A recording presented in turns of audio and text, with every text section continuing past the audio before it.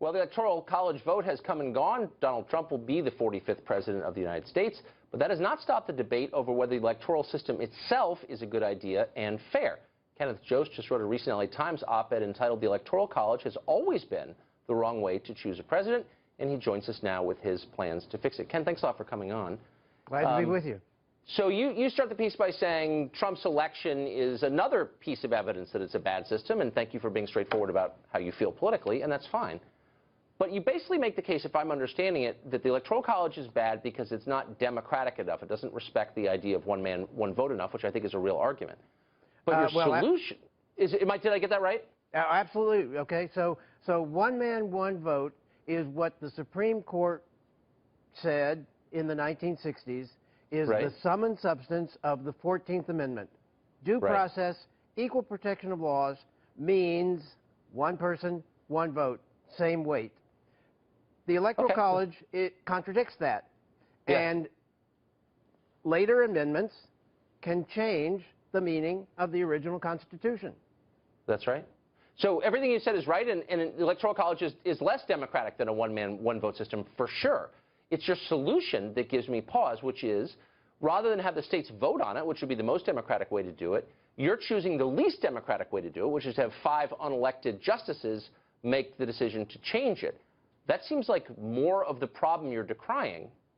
I understand it's an audacious argument to say that the Supreme Court can strike something out of the Constitution. Absolutely. But the Supreme Court has done some audacious things, after all, abolishing racial segregation in public schools, establishing constitutional right for same-sex couples to marriage, etc. And striking down part of the campaign finance law in the Citizens United case. Okay, so the Supreme Court, way back when John Marshall was Chief Justice, said it is fundamentally the province of the judicial department to say what the law is, and if the Electoral College violates provisions of the Constitution that were added afterwards, it's the court's job to do it.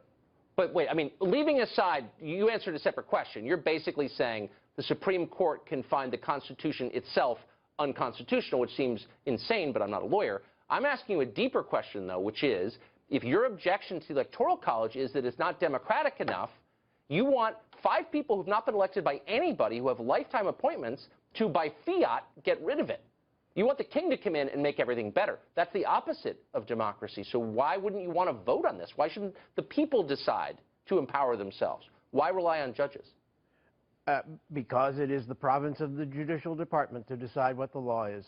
And no. Sure, a constitutional amendment would be a neater, a more convincing way to do it. And let's remember, the part of Article 2 about how to elect the president was not the best work that the framers came up with. Okay, give me a second. It was amended 10 years later, right? Because their first idea was the runner-up would be vice president. What a stupid idea, right?